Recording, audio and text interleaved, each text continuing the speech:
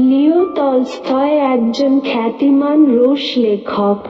তাকে রুশ সাহিত্যের অন্যতম শ্রেষ্ঠ লেখক, এমনকি বিশ্ব সাহিত্যের অন্যতম শ্রেষ্ঠ ঔপন্যাসিক হিসেবেও বিবেচনা করা হয়। লিও তলস্তয়ের জীবনের বিখ্যাত উক্তিগুলির মধ্যে সর্বশ্রেষ্ঠ 22টি উক্তি। একজন তরুণের জন্য বুদ্ধিমতী নারীর সঙ্গের চেয়ে প্রয়োজনীয় আর কিছু নেই। 2. সবাই পৃথিবীকে পরিবর্তনের চিন্তা করে, কিন্তু কেউ নিজেকে পরিবর্তন করার কথা ভাবে না। 3. আপনি যদি পরিপূর্ণতার সন্ধান করেন, তবে আপনি কখনোই সন্তুষ্ট হতে পারবেন না। 4. একজন যা অনুভব করেন তা কি অন্য কাউকে বলা সত্যিই সম্ভব? 5. খারাপ হও, তবে কখনোই প্রচণ্ড মিথ্যাবাদী বা প্রতারক হবেন না। 6. সবচেয়ে শক্তিশালী 2 যোদ্ধা হল ধৈর্য এবং সময়। 7. প্রত্যেকে তাদের নিজস্ব বিশ্বাসের জন্য লড়াই করলে পৃথিবীতে কোন যুদ্ধ হবে না। 8. যেখানে সরলতা, মঙ্গল এবং সত্য নেই সেখানে কোনো মহত্ব নেই। 9. এমনভাবে অন্যের ভালো করো যেন কেউ জানতে না পারে। 10. সুখের মুহূর্তগুলোকে আঁকড়ে ধরুন, ভালো ভাবুন এবং ভালোবাসুন।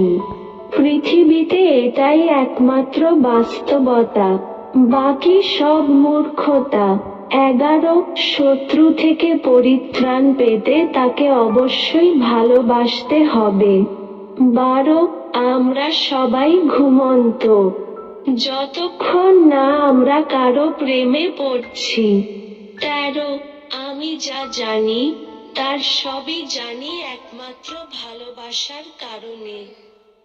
14. সমস্ত বৈচিত্র্য, সমস্ত মোহনীয়তা এবং জীবনের সমস্ত সৌন্দর্য আলো এবং ছায়া দ্বারা গঠিত। 15. বক্তৃতা দিতে প্যারিসে যাওয়ার পরিবর্তে পাবলিক লাইব্রেরি যান, এবং আপনি যদি সত্যিই শিখতে চান তবে আপনি আগামী 20 বছর ধরে বাইরে আসবেন না। 16. বুদ্ধিমান মানুষদের প্রায় সবকিছুই বিরক্তিকর। 17. সত্য বলা খুবই কঠিন কাজ, তবে অল্পবয়সীরা এই কাজটি সহজে করতে পারে। 18. সবকিছুই স্রষ্টার ইচ্ছে নির্ভর। আপনি ঘুমের ভেতরে মারা যেতে পারেন, আবার স্রষ্টা চাইলে আপনাকে যুদ্ধে রক্ষা করতে পারেন। 19. আমাদের প্রধান পাপ সন্দেহ। আমরা সবকিছুতে সন্দেহ করি, এবং বেশিরভাগ সময়ই সন্দেহের মধ্যে থাকি। 20. অশিক্ষিতদের শিক্ষিত করার জন্য 3টি জিনিসের প্রয়োজন। 1. স্কুল। 2. স্কুল। 3. স্কুল। 21. এখানে আমি বেঁচে আছি, এটি আমার দোষ নয়, তাই মৃত্যু না হওয়া পর্যন্ত কাউকে আঘাত না করে বাঁচার চেষ্টা করতে হবে। 22.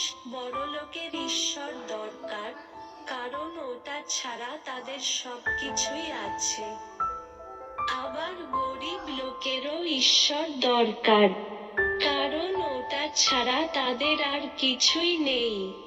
সবার শেষে একটাই কথা বলবো যে, ছোট, বড়, ধনী, গরিব, ভালো মন্দ সবাইকে ঈশ্বর ভালো রাখুক। ধন্যবাদ। ভালো থাকবেন, সুস্থ থাকবেন। আর এই ধরনের নতুন নতুন ভিডিও পেতে চ্যানেলকে সাবস্ক্রাইব করে রাখবেন।